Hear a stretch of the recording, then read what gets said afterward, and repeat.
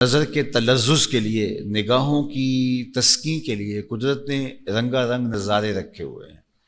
اور ایک قسم کے پھول نہیں ہیں، ہزاروں اقسام کے پھول رکھے گئے ہیں۔ آسمان کو بھی بے نور نہیں رکھا گیا، زینت کواکب کے ساتھ مزین کیا گیا ہے۔ کبھی دھنک کے رنگ بکھیر دیے جاتے ہیں،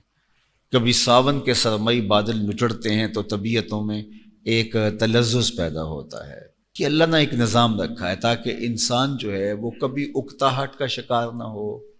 انسان ہمیشہ اس کا دل بہلتا رہے، کیونکہ انسان اللہ تعالیٰ کی تخلیق کا مقصود ہے، اور اللہ کی تخلیق کا جو مقصود ہے، مقصد تخلیق انسانیت انسان ہے، اور انسان کا پھر مقصد قرب الہی کا حصول ہے، تو اس کو ہر طرح کی آسودگی دی جاتی ہے تاکہ یہ ساری چیزیں حاصل کر کے یہ شکر کی طرف بڑھے۔ آپ کا بیٹا ہو اور آپ اس کو اعلیٰ تعلیم دلوانا چاہتے ہوں، فائدہ اسی کا ہی ہے، وہ ڈاکٹر بن جائے، انجینئر بن جائے، آپ اس کو ہر طرح کی سہولت فراہم کرتے ہیں، اچھا کھانا، اچھا لباس، جیب خرچ، اور اس کے سارے شوق پورے کرتے ہیں، اور اس کے کہتے ہیں کہ بیٹا میرا مطالبہ یہ ہے کہ تو دھیان سے پڑھ، باقی تو تیرے لیے یہ بھی دستیاب ہے، یہ بھی دستیاب ہے۔ تو ایک باپ اپنے بیٹے کو خوش رکھنے کے لیے، اس کو آسودہ رکھنے کے لیے، اس کی طبیعت کے اندر سرشاری رہے، اور اس سے مطالبہ ایک ایسا آپ کرتے ہیں جو اسی کے مستقبل سے جڑا ہوا ہے، اور ہر چیز اس کو فراہم کر رہے ہیں۔ تو میرے اللہ نے بندوں کو ہر طرح کی گوناگون نعمتیں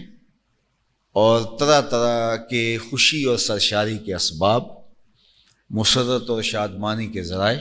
عطا فرمائے، اور مطالبہ کیا کہ تو ان امور کو بجا لانا، اور اگر وہ بجا لاتا ہے تو اس سے اسی کا مستقبل وابستہ ہے، اسی کی آخرت وابستہ ہے، فائدہ بھی اسی کو ہے۔ تو جس طرح ایک باپ کا پیار ہے، ماں کا پیار ہے کہ وہ خود بھوک پیاس کاٹ کر کے بھی اولاد کو ہر آسودگی دیتے ہیں، اور کہتے ہیں کہ بس ہمارا مطالبہ یہ ہے کہ تم یہ پڑھ جاؤ، تم محنت کرو، اچھے نمبر لے لو،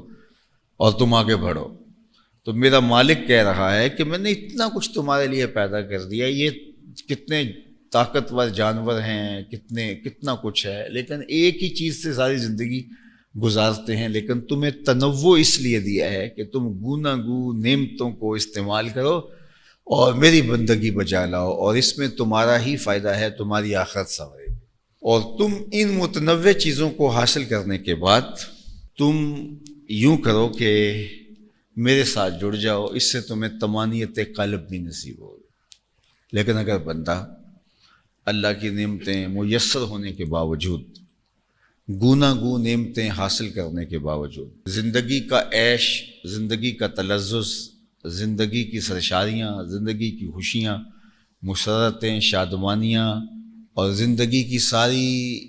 آسودگیاں حاصل کرنے کے باوجود بھی بے چین رہے، مضطرب رہے، اس کا دل غم و اندوہ کا ٹھکانہ رہے،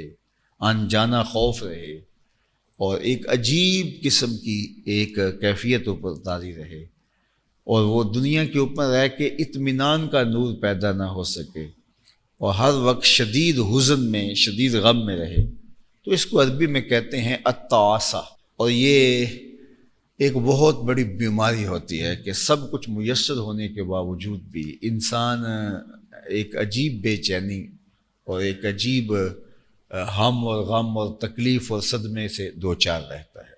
حضور علیہ السلام نے ارشاد فرمایا کہ جو شخص اپنے سارے غموں کو آخرت کا غم بنا لے تو یہ اس کے غموں سے نجات کا ذریعہ ہے۔ دوسرا یہ ہے کہ انسان دنیا کے غموں کو اپنے اوپر اس طرح طاری کر کہ وہ آخرت کا ہم اور آخرت کا غم اور آخرت کا معاملہ اس کو پس پشت ڈال دے، جبکہ وہ سب سے اہم چیز ہے۔ یہ ایک بچے کو پتہ ہوتا ہے کہ میرے ماں باپ میرے لاڈ کیوں دیکھ رہے ہیں، مجھے موبائل بھی لے کے دیا ہے قیمتی سے قیمتی، خود جیسے بھی گزارا کر رہے ہیں، مجھے اچھے ہاسٹل میں رکھا ہوا ہے، میرا کھانا بہترین ہے، مجھے انواع و اقسام کی نعمتیں باہم پہنچ رہی ہیں، میرا لباس اچھا ہے۔ میرے ماں باپ کے اندر مالی اتنا استحکام نہیں ہے، لیکن اس کے باوجود یہ کر رہے ہیں، ان کا ایک ہی مطالبہ ہے کہ میں کامیابی حاصل کروں۔ اگر امتحان میں وہ ناکام ہو جاتا ہے یا اس اپنے اسباق کی طرف توجہ نہیں دیتا تو وقتی تلذذ اس کو ایک سرشاری تو دیتا ہے لیکن پھر اس غم میں ڈوب جاتا ہے کہ میں وہ حق ادا نہیں کر رہا۔ تو اللہ تعالیٰ اپنے بندوں کو اتنا کچھ عطا کرنے کے بعد اس کا ایک ہی مطالبہ ہے کہ یہ سب کچھ تمہارے لیے هو الذی خلق لکم ما فی الارض جميعا، جو کچھ زمین میں یہ سب کچھ میں نے تمہارے لیے بنایا ہے، لیکن تمہیں میں نے اپنے لیے بنایا، تمہارے اس دل میں میرے علاوہ کوئی اور غیر نہیں ہونا چاہیے، اس کی تم نے نفی کرنی ہے۔ تو جب انسان یہ نہیں کر پاتا تو وہ پھر ہموم میں، غموں میں، تکلیفوں میں ڈوب جاتا ہے اور التعاسہ کا شکار ہو جاتا ہے۔ حضور علیہ السلام نے ارشاد فرمایا یا ابن آدم، یہ حدیث قدسی ہے، فیما یروی عن ربہ، حضور اپنے رب سے روایت کرتے ہیں، یا ابن آدم، اے آدم کے بیٹے، تفرغ لعبادتی، اپنے آپ کو میری عبادت کے لیے، میرے ذکر کے لیے، میری یاد کے لیے اپنے آپ کو فارغ کر دے۔ جب تو میرے حضور کھڑا ہو تو پھر میرا ہی ہو، نماز میں ہو تو پھر تیری توجہ کسی اور سے مت نہیں ہونی چاہیے، تو اپنے آپ کو میرے لیے فارغ کر دے۔ املا صدرک غنا، میں تیرے سینے کو غنا سے بھر، بے نیازی پیدا کر دوں گا، تیری ضروریات کا میں خود کفیل ہو جاؤں گا، تیرے کاروبار کے اندر میں برکت رکھ دوں، تیرے امور زندگی میں اپنے ذمہ کرم پہ لے لوں گا، تیرے کام خود بخود سیدھے ہوتے چلے جائیں گے، جدھر چلے گا راستے ملتے چلے جائیں گے۔ وَإِن لَمْ تَفْعَلْ، اگر تو ایسا نہیں کرے گا، تیری مرضی ہے، تجھے اختیار دیا گیا، اور اگر تو ایسا نہیں کرے گا، مَلَأْتُ يَدَكَ شُغْلًا وَلَا أَسُدُّ فَقْرَكَ، میں تیرے ہاتھ کو کام سے بھر دوں گا، کام تجھے بہت ہوگا، کوئی فراغت کے لمحے ہی نہیں ہوگے، صبح کام شام کام، تو بھائی یہ آرڈر پورا کر رہا ہے تو نہیں آ رہا ہے، وَلَمْ أَسُدَّ فَقْرَكَ، لیکن تیری محتاجی زندگی بھر دور نہیں ہوگی، اربوں روپے کمانے کے باوجود بھی نفس کی خواہش ہی ختم نہیں ہوگی۔ تو اس لیے ایک مطمئن زندگی حاصل کرنا